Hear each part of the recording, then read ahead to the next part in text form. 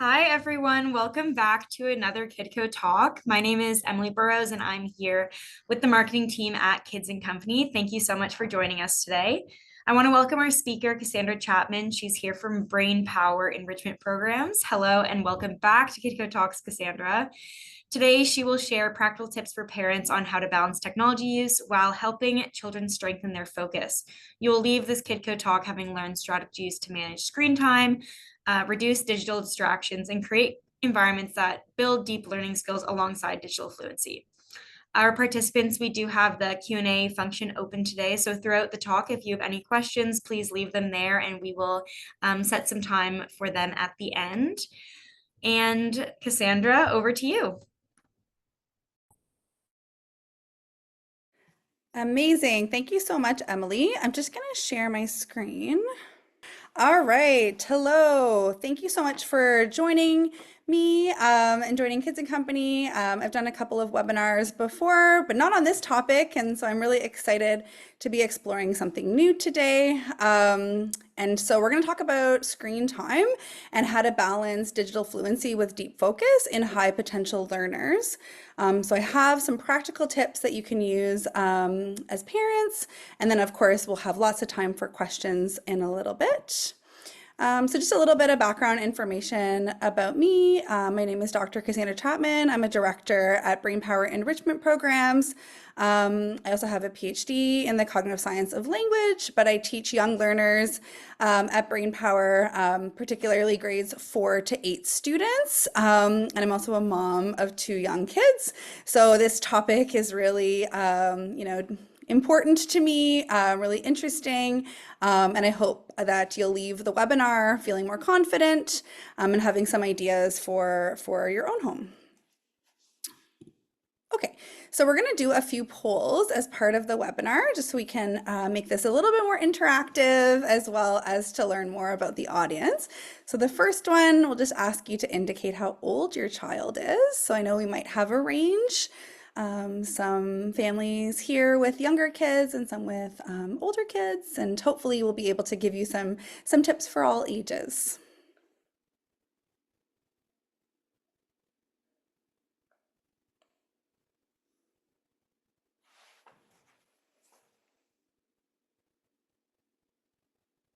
Okay, that's our first poll. Our next one, this is an interesting one. This is a true or false poll. My child spends too much time on screens. And I know this is a bit of a nuanced question, might depend on many different factors and contexts, but we'd love to hear, if you think this is a true or false statement. Okay. Okay, so I just saw some the results of this one. So we have about 60% of the audience saying true and about 40% saying false. All right, thanks for sharing that. Okay, question number 3. I am concerned with my child's attention span when they are not on screens. So is that true or false?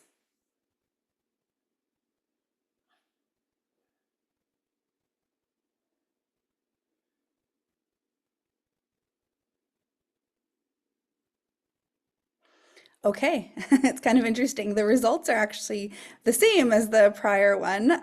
So again, 60% here saying true and about 40% saying false. And I'm sure there's a lot of nuance here based on the age of your child and that sort of thing. But thanks for sharing that one as well. Oops. Next question. The screens around us distract my child. Is that true or false? And this can be the screens like in your home, or you could interpret this as perhaps the screens that you might see in public, restaurants, and that sort of thing. Okay, so we have a lot more agreement for this question. So 90% of you who voted are saying true. Okay. I am concerned with how much we rely on screens for daily activities. Is that one true or false?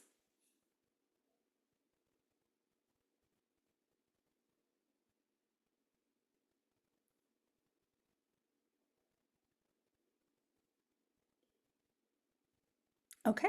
Again, the majority of the audience here, 70% this time are saying true. Okay, yeah, there is a dependence these days, certainly in some environments. Okay, so what we're going to talk about today is trying to find some ways to balance technology with creative and real world activities.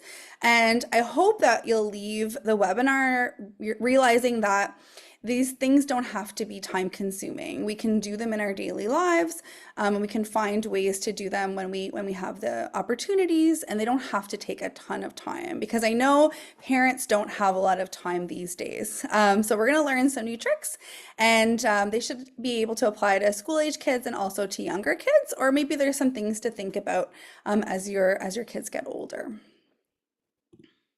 Okay, so our plan for today is first we're going to talk about how to manage a child's screen time and reduce their digital distractions.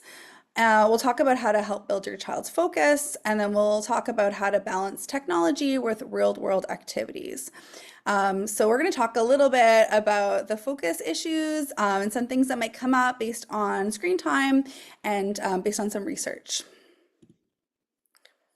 Okay, so I'm just going to set the stage for you. Perhaps this is something that you've experienced in your own home, in your own life. So you might notice that your child can focus a lot on activities that involve a screen, but they might have a harder time focusing on other activities like reading or creative tasks like drawing, doing art, even thinking, public speaking, or perhaps they want to check their device more often than necessary. So if you have an older child, perhaps they want to be checking their personal device more often than you deem necessary. So what should you do, or what can you do to create some balance and also ensure that their attention skills are being developed appropriately? Because the research out there is showing us that these skills that we develop earlier in life, the balance that we have earlier in life, can affect future attention span.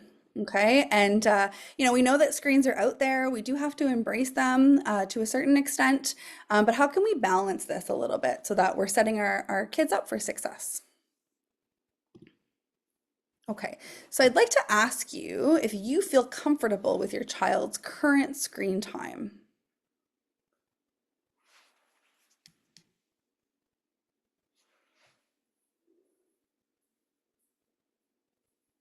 Yes or no?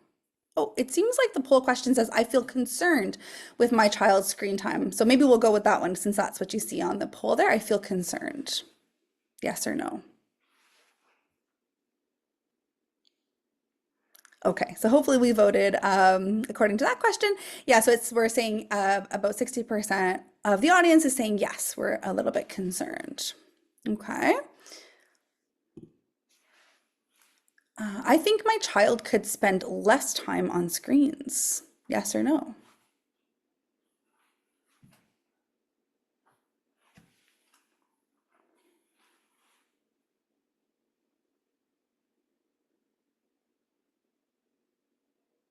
Okay, interesting.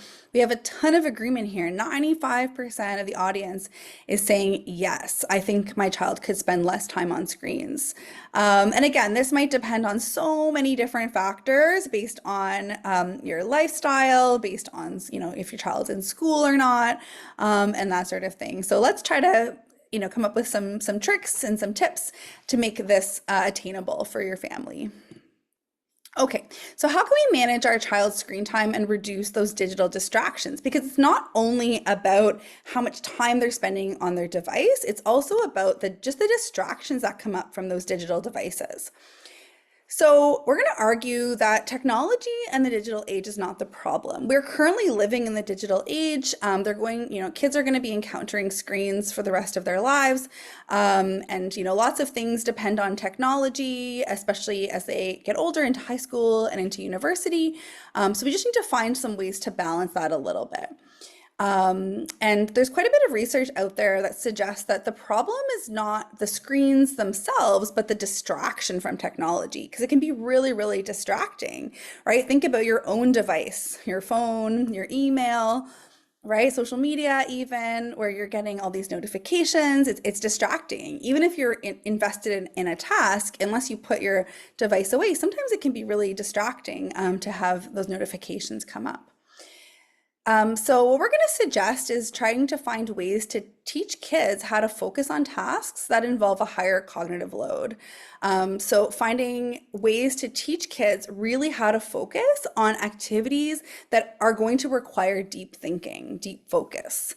So we can do this by limiting screen time. So I mean, if they have a device in front of them and we want them to be reading or writing or even drawing, right? That's probably going to distract them quite a bit.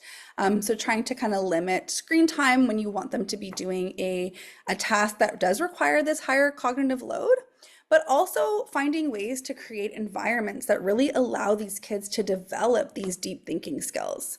So if we are able to facilitate those activities and making it more attainable for them as part of their daily life or as part of their weekend, for example, we can really cultivate that experience from a very young age. So how can we help our kids build focus? I think it's always important to ask why, right? Instead of just thinking about, yeah, I think focus is important. Let's understand a little bit more about why it's so important, especially now. Well, we know that, kids need to learn how to be both connected and disconnected. So they're living in a digital age where they do need to be connected to the internet. They do need to know how to access an email account, how to submit homework online in some cases, right? Especially as they get older, but they also need to know how to disconnect, right? How to put the device away, how to not be on a screen, and also how to distinguish between those two things. They need to understand how the different types of digital activities affect how they think, right? So how does their thinking change when they're on a device compared to when they're not? And, think about when they're reading maybe on a screen compared to when they might be reading on paper, or when they might be digitally drawing. There's great apps out there that allow kids to draw and to create art digitally, but how is that different from when they're doing so physically with crayons and glue and paper and having that very different experience? They do need to learn how to develop healthy boundaries that do give them time and space for other intellectual activities like reading, thinking, and drawing. And I think if we can teach kids how to develop their own agency, and they're really part of making those decisions about the time that they're spending on their devices and with technology compared to not, they're going to develop those healthy habits from a really young age. Technology is an incredible tool. It's super powerful.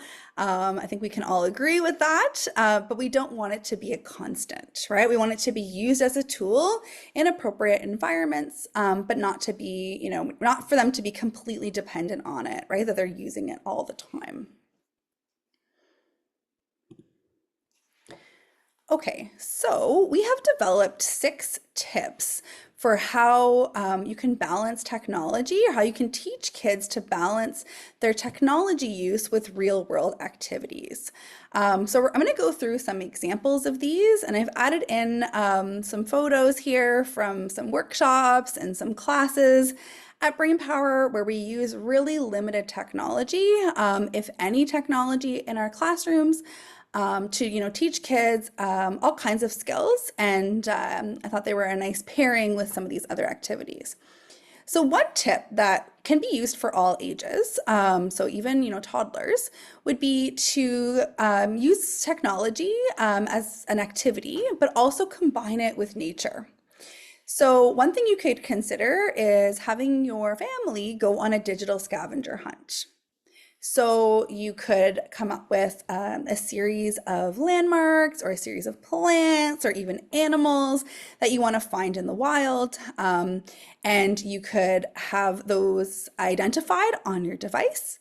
And you could use your device to identify those plants or those landmarks, and be able to engage in this really nice activity that's outside in the wild. So you're still using a device, but you're combining it with something in the real world. So that's kind of one example. So combining technology with nature. So you're still getting out there, you're seeing things in the real world, you're spending time together with family members or with friends. It can be really fun. And they're still using a screen, but they're combining it with outdoor exploration. So it's a little bit more engaged compared to perhaps, watching a video or something like that. So we're combining the technology use, so they're still able to use their device, but we're also getting out there in nature. And it can be seen as technology as a tool, right? They're using their technology to identify plants or animals or landmarks. One thing I really love about this particular activity is that you could do it anywhere. You could do it in your own neighborhood. You could go to a new neighborhood. You could do it on vacation, right? And you can do it with lots of people if you want. So allowing kids to be connected with their family, with their friends, with their neighbors, but also be learning things, right? Because it can lead to a lot of great discussion topics as well. So, what did we do today at the dinner table? You can be talking about this amazing digital scavenger hunt that you went on and all the cool things that you saw. And hopefully it will lead to the kids asking more questions and being really interested in doing it again. So that's a great one that I think could apply to kind of any age. Okay. So our second tip would be coming up with projects as a family that use digital and physical tools. So in this case, consider, maybe designing something on an app and then building it with real materials. So there's amazing apps out there that allow you to come up with an activity or a building or some sort of design that you can see on your device, but then actually going out there using real materials. Perhaps these could be materials in nature that you could find at your local park or even in your backyard. My kids seem to find lots of things in our backyard that they like to then use in their arts and crafts. But yeah, being able to compare what they built on their app compared to what they can do in real life. And of course, depending on the age of your child, this might require a little bit more of parental supervision, but not always, right? As they get older, they can kind of do this on their own or with limited help from you. And this is a great way, again, to combine something that they've done on their device, something that they've created, which is a totally different skill as well, and then being able to build that and to kind of see their efforts, right? It's a pretty cool idea. If your child is really into performances or singing, dancing, theater, perhaps they could come up with a performance on an app. Again, there's great apps out there for this, and then kind of deliver it live in front of a friendly audience. So instilling a love of performance and a love of the arts. So again, still using some technology here, using some devices, but then kind of making it come alive. Right? And again, this could apply to all kinds of different ages, and it could involve many different family members and many different friends. So this would allow your child to develop healthy habits with digital technology and also create something in the real world, which I think is really interesting. So you're still using technology because it is a great tool, but you're really teaching your child how to use technology as a tool and not as a constant, which is something I mentioned earlier. And they're able to see it kind of come alive in the real world and experience creativity, experience being able to build something and to kind of see the result of that, which is a real achievement for children as well as ourselves, right? We love making things come alive and seeing the result of our hard work. So this is a nice idea to combine, again, digital and physical tools. Okay. So tip number 3 would be learning a digital skill, but then applying it to the real world. So, it's always a good idea to cater to your child's interests. Kids are much more likely to engage in an activity if they're interested in it. So finding activities that they love to do online or on their device or using an app and finding a real world connection. So there's a few different ideas here. But, does your child really love digital art? Are they really artistic? Do they like being creative? So, for sure, they can still use their app and create that digital art that we talked about earlier. But then maybe they could transfer that into a sidewalk chalk masterpiece, right? Or something else in the real world, right? You can connect those things together.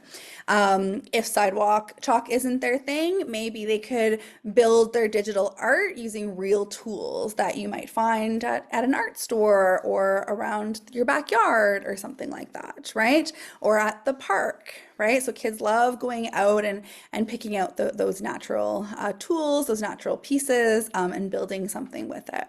One idea. Does your child love gaming, right? Lots of kids love gaming, and that's okay. But can you transfer any of those skills that they're learning in the digital world to the real world? So if they love gaming because they love being able to encounter obstacles and defeat those obstacles, jump over, whatever, the tree, defeat the villain in the video game. Could you create an obstacle course with them with these themes that they love, right? So, it might require a little bit of creativity on the part of everyone involved. But can you think of a way to build an obstacle course, something that they're doing outside, or it could be inside in your basement, in a space that you have, but also incorporating some of those themes that they really love, right? If they love Mario, sure, build in Mario there. They love Minecraft, right? Can they be building things in the real world, right? With blocks and that sort of thing. So it's not quite the same as what they're doing on their device, but finding that real world connection. And I always, suggest trying to really cater to their interests as much as possible. So figuring out why they really love a particular game, why they really love a certain app or something that they really enjoy doing digitally. How can you connect that to something in the real world? So the why here is just giving kids a pairing, right? A real world pairing with something that they love to do digitally. So again, we're still using technology here as a tool. We're not saying, we can never use technology. Of course not. We live in the digital age and technology is here to stay. But finding a connection in the real world that they can see that benefit. Okay.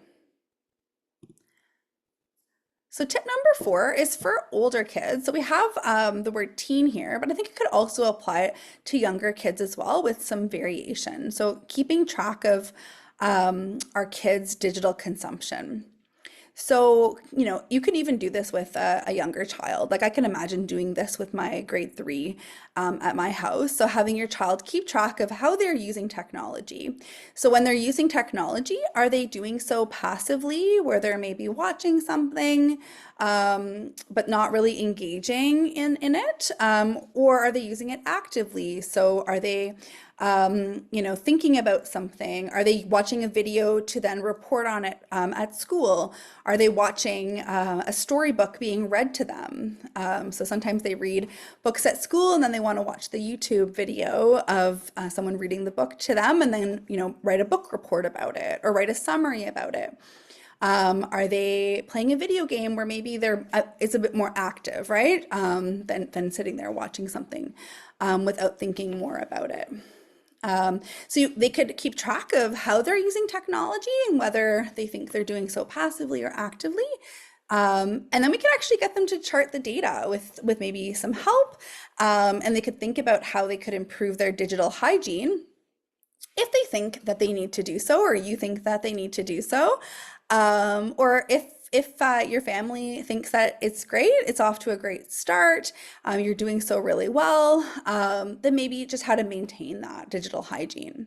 And you could do this from a young age to really instill those, hygienic properties in terms of digital. So again, this allows kids to see their own usage and how they want to improve their digital footprint. And so, yeah, I recently did something like this in one of my classes over the summer with grades 7 to 9 students. And, their own reflections on their digital use was really interesting. And it was summertime, so everything was a little bit different, but I found that they were very reflective of their own usage without any intervention from myself or from their parents. Like they were doing this on their own. And I thought it was really interesting how self-aware they were about their own usage of technology. Okay. So tip number 5 would be, again, this could apply to any age. If you decide that you want to incorporate a technology-free day into your household, into your family, making sure that those days are really exciting and enticing, right? So if you're going to suggest that your family have a technology-free day with no devices, I would suggest it apply to everybody in the household, which could be tricky. I totally understand that, but trying to make those days really fun, really engaging for your kids. So planning a day out in nature, which is more engaging than technology. So can you think of ways to really engage your child in a day where they won't even think about their device, right? They won't even want to watch anything or check in to their email or something like that, right? So if this is for older kids, the goal, right, would be for your teen to not even realize that they're not on their devices. And if it's for younger kids, I mean, the goal here would make it really fun so they could see the benefit, right, of having that day without a device. And yeah, the example here is based on nature, but it doesn't have to be that. Again, you could, incorporate things that your child really enjoys doing. So we're again always catering to their interests. So if they really enjoy, particular video games, can you come up with that obstacle course day? Maybe you go somewhere to do it, or you do it in your backyard, but you're going to avoid using technology that day. Or are you going to go on a trip somewhere, go to a museum, and engage with the activities in the museum without being on your device? Does your family really love hiking? Are you going to go on a day hike somewhere where you're going to avoid using any technology and that sort of thing? So really making those days really engaging, really enticing and exciting, right? So that they're not, they almost don't miss their device, right? And they want to do it again. And I always encourage families, after you've done something like this, right? Talk about it and reflect on it. And think about how amazing the day was and what they learned, right? The learning can happen anywhere. Okay. So the last tip, so this one would be probably most beneficial for older kids, but you could ask your teenager or maybe middle schooler to create their own schedule of technology and how they're going to use it and when they're going to use it. So asking teens to design their own schedule, maybe coming up with their own digital settings or digital environments that they're comfortable with, but also give them a sense of agency, right? So if the child is able to come up with their own maybe limits on screen time or when they're going to use their screen for certain purposes, they're obviously going to be much more willing to follow those rules compared to if we might be telling them to do so. So maybe, like if they learn about digital hygiene and not using their device before bed, for example, or having certain lighting settings on their device. Again, there's some great apps for this out there. They can learn the benefit of that before they go to sleep. So they have a really good sleep hygiene as well. So are they going to come up with their own schedule for when they're allowing themselves perhaps to use their device after school? And that schedule can obviously change if it's a vacation day or if it's a weekend or if it's a day off school in the summer and that sort of thing. But really allowing kids to have their own sense of developing their own healthy patterns because they're much more likely to stick with them if it was their idea, right? And of course, we can help them as parents, but giving them some sense of agency. And it might not be perfect right away, right? They might not love, like, might have come up with a schedule that was too harsh, or maybe a schedule that was a little bit too loose almost, right? Not restrictive enough, and they can adapt that over time. So the why here is really we're teaching our kids to take their own, habits and develop those own healthy habits, and they will feel empowered to adjust their schedules. And this will also help them with their attention span, right? So if your child is willing to reflect on whether or not the schedule has helped them, right? Did it help them sleep better? Did it help them pay more attention when they were reading a novel for school? Did it help them with their essay writing and being able to focus on completing that work without having perhaps a device right beside them, right? And hopefully they'll be able to reflect on that, think about how their attention span has improved, or maybe it hasn't improved, and how they can make some adjustments. But I think giving them a little bit of their own power here. Okay, so I'm going to summarize everything, but I have a couple of poll questions that I'm just curious about your point of view. So do you feel a little bit more equipped to help your child develop a more balanced relationship with technology?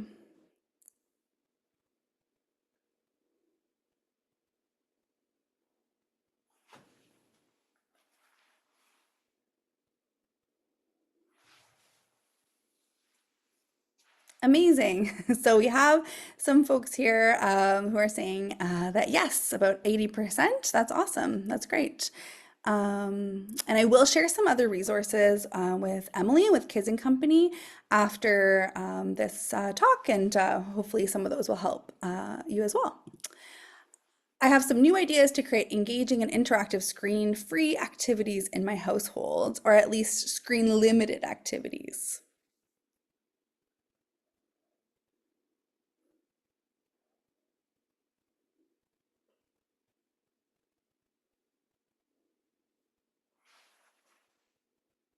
Awesome. Awesome. I'm glad you feel like some of these activities are attainable for you. And again, it might need to be tweaked based on your own child's interest. So again, about 80% are saying yes. Okay, so just to summarize, and then I'll provide a couple more ideas. So here are some practical tips to help your child balance digital fluency with real world experiences. And these are things that you can think about incorporating into your own household as your child gets older as well. So thinking about these hybrid activities where we're combining technology and nature, or combining technology and something in the real world. Okay, so the example here was a digital scavenger hunt. So using technology, but in the real world. So not just on the device, also applying it to something else. Tip number 2 is challenging your family to build real life models of digital creations. So building something on an app and then doing so in the real world, actually coming up with that model and comparing. And that would be a great discussion topic as well, right? What was different about the model that you created in the real world? What was challenging, right? Obviously, might be a little bit easier on the app compared to making it, stand upright in the real world. Tip number 3 was taking a digital skill to the real world. So we talked about digital art, or we talked about gaming, right? And applying those things to the real world. Tracking your teens' digital consumption. And this, again, doesn't have to be only teenagers. It could also be younger kids, or maybe teaching them how to do so as they get older. Planning digital free adventure days was tip number 5. So again, catering to your child's interest. Are there any activities that you can engage in the real world that don't require the use of a device? Going places, spending time in nature, that sort of thing. And then tip number 6 was creating custom settings, schedules, and environments to support well-being. So these would particularly apply to the digital age, right? So are there any settings you can apply on your device, any schedules, and environments? And this is a tip that I think obviously could apply to our kids, but maybe we can also do so, right? And kind of thinking about that as well, because sometimes they need an example as well. And I've been thinking about doing this myself, just for fun. So here's some practical tips. And yeah, like I said, many of these apply to all ages, and some of them might apply as your child gets a little bit older and is taking a little bit more agency of their own digital usage. Okay, so thank you so much for your attention, and yeah, we'd love to answer your questions. Hi, Dr. Cassandra. Thank you so much. That was so insightful. We do have a bunch of questions to go through, so we Perfect. luckily have some time for those. Our first question here is, you went through at the beginning some suggestions about mixing technology and bringing it into the real world. This question here is about if you could suggest any specific apps that go along Oh, with those suggestions. Oh, okay. Good question. I don't yet have any specific apps that I would recommend. I think it would depend on the interest of your child and what they're interested in.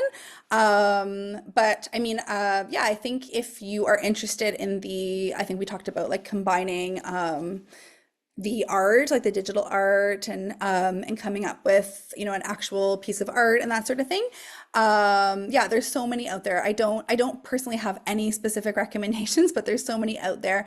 One other idea I didn't mention was maybe some of those reading apps that are out there where kids can follow along to a story and see it being read. I think those are also a great use of technology, that they can compare what they're doing on the app compared to a live book. And that can be really, it's not really a passive activity, right? It's an active activity if they're doing it and talking about it with their caregiver. So that's another example. Yeah. Thank you.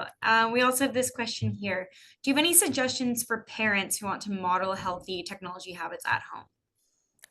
It's so hard, right? It's a very, yeah. I mean, suggestion for parents. I mean, I wouldn't say I'm an expert on this, but I think if we're going to encourage our kids to limit their screen use, maybe we could also model that, right? So kind of maybe putting our phone away when we are having dinner, and trying to engage in conversations with your family if that's a goal or a value that you find important. I think it would be important to, if your kids are old enough, one thing to think about is having a conversation around the dinner table or breakfast table or whatever works for your family about what kind of habits you want to have together, and maybe you could come up with family goals, right? So do you want to have these nice conversations without any devices every morning before school and before work, if that's something possible for you, or maybe it's something that you do in the evenings, and that sort of thing. And I totally get that nowadays we're so dependent and we need technology for our work, and that sort of thing, but kind of trying to model the habits that we want our kids to have, and maybe coming up with a value system for your family, because everybody is so different. Thank you. Here we have, are there signs I can look for that might indicate my child is relying too much on their screens? Ooh, tough question. I mean, I think maybe an alarm bell here would be if you are noticing that they're really having a hard time focusing on an activity that does not require a screen. So, depending on the age of your child, if when they have to do homework for school, or you want them to do a journal or something like that, where they're doing something with pen and paper, pencil and paper, and they're not allowed a screen for that? Like, are you noticing that they're having a harder time concentrating or focusing on that compared to what they're able to do on their device? Like reading would be another example of this. So if they're old enough to read, are they able to engage in the story and spend enough time doing that? I think would be an example. So just kind of focusing on attention spans, and are we able to capture their attention when they're not on a device, would be important. Thank you. I know these a lot of tough questions here, but they seem really interesting. Here we have any recommendations for young children? My daughter is 2 on ways of introducing screens. Okay. So my understanding from this question would be that screen is probably not part of daily life or weekly life at this point in time. I think, I think you have to figure out like what you want to do and like how much time is a good amount of time. I think for younger kids, for toddlers, especially, I know there's lots of research out there about screen use, and I'm not an expert on that age group, but do you want to introduce a little bit at a time, and maybe showing educational shows, educational activities on the device. So even a 2-year old, right, could engage in some of those, in some apps that are more educational than others, or finding shows perhaps that you are confident in and that you think are good for your child, and that sort of thing. But I think it's so dependent on your own family and how much time you want to allow your 2-year old to watch the device. I know we can have a lot more restrictions when they're younger, right, compared to when they're older. Yeah. Thank you. Here we have how can parents work together with their educators and teachers to make sure children aren't overwhelmed by schoolwork and screen time when they need to use their computers? For sure. This is a great question, and I know that it's tricky. So I know that depending on your child's educator and their school and that sort of thing, they might have to have some screen time either at school or at home to submit homework. So I know a lot of schools want students to use their device for research or use their device to submit their work, and that sort of thing. So I think depending on the age of the child, maybe a conversation to have with the educator if you feel like it's a bit too much, and that you want it to be a little bit more engaging and that sort of thing. But again, like that can be a very different use of a device compared to maybe being more passive, right? I would say that's a lot more of an active engagement in the device if they're using like a word processor to type up a piece of writing and then submitting it on Google Classroom or some other learning management system and that sort of thing. But I guess if you feel as though there's a little bit too much screen use at school, depending on the child's age, I guess that would be a conversation to have with the educators, to better understand why they're doing that, and perhaps there's another reason. Thank you. Here we have, do you suggest parental monitoring apps? Do I suggest those? I don't know. I mean, I know that I don't know as much about this. Personally, my kids are not old enough.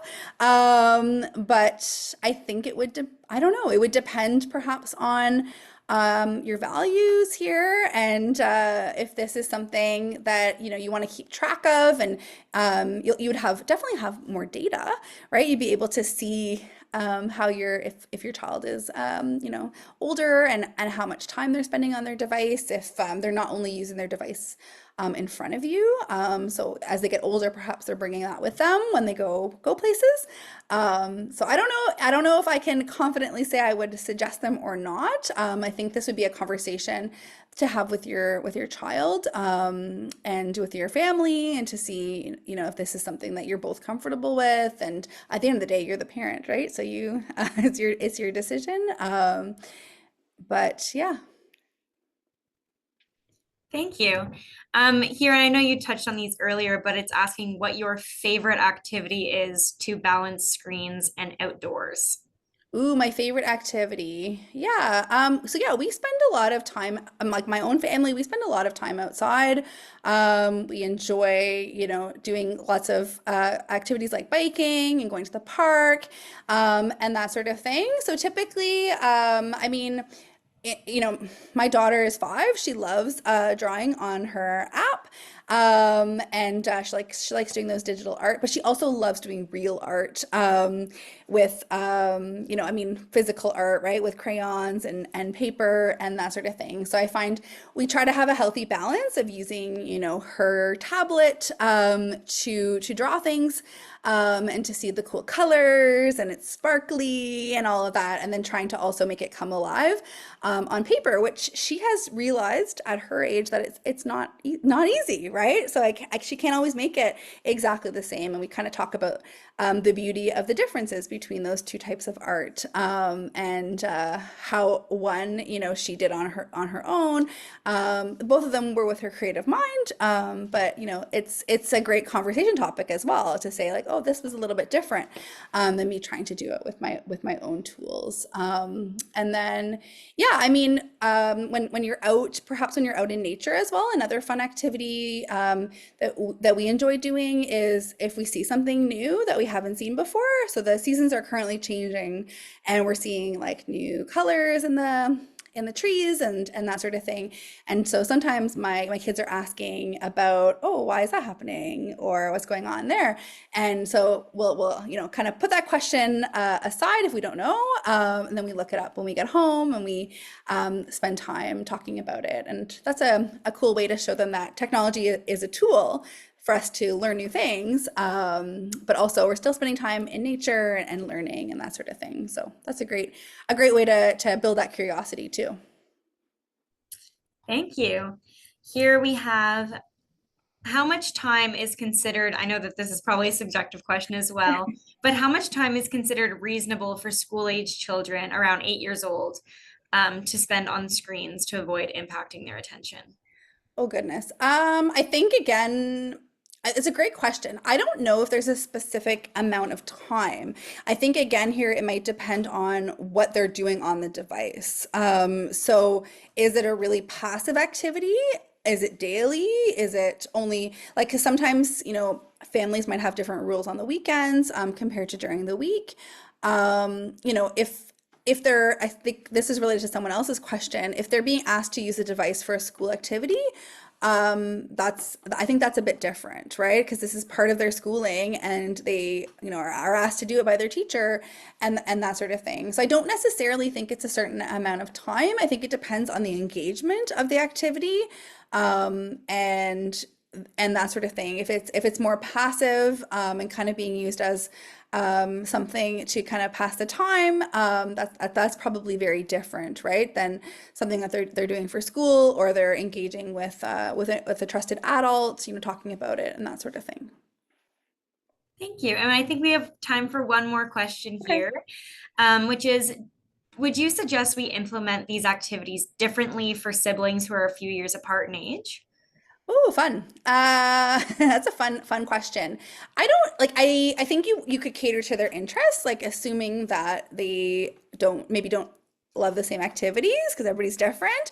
You could find ways to, do the activities differently depending on the age of the kids. I think you could do activities together, depending, even if they're 3 or 4 years apart. I think you could still do those activities together, but making sure that they both, or depending on how many kids there are, that they all feel motivated and inspired, and that sort of thing. I think it probably depends on the age. It's going to be obviously quite different for a 3-year old compared to a 10-year old. But I think finding ways to make it like a family activity could be really fun. Could make everybody feel involved, but maybe kind of change it up, right? So I know time is limited, as parents. So maybe one activity, you cater to one child's interest, and then the next time you do it, it's another child's interest. But I think whatever works for your family, and keeping everybody happy and motivated is important. Well, Cassandra, thank you so much for your talk today. Those were some really great, insightful, answers to so many of our questions. And I know that we didn't get a chance to get to them all, but if we didn't get a chance to get to your question, please write them down and send them along to us later, and we'll try our best to get your questions to Cassandra and get them answered for you. This whole talk has been really insightful, so we just want to thank you for coming back to our Kidco Talks. Hopefully we have you back again. And thank you for everyone for coming on today. And thank you for your questions throughout the chat. It's always great to have some live conversation as we go. As you are leaving here today, you'll get a pop-up to answer a survey. So please take a minute to leave your feedback on your way out for us and for Cassandra. And I'd like to remind everyone that there'll be a recording sent out shortly, as well as other helpful resources to find brain power and to learn more. So Cassandra, thank you so much again. And we'll see everybody next week for our Kidco Talk with Toronto Kid Physio Group with gross motor milestones and the development of play skills. That'll be on October 16th. Okay, thank you everyone, and we'll see you next time. Thanks, everyone. Have a great day.